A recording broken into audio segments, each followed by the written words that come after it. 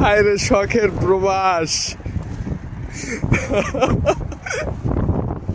বাতাস লাগতেছে, এর জন্য পলিথিন মুড়া দিয়েছে একটা, তারপর আবার কাঠ হনতেছে। হায় রে শখের প্রবাস, হায় রে শখের। রাজু, এই রাজু, আরে রাজু,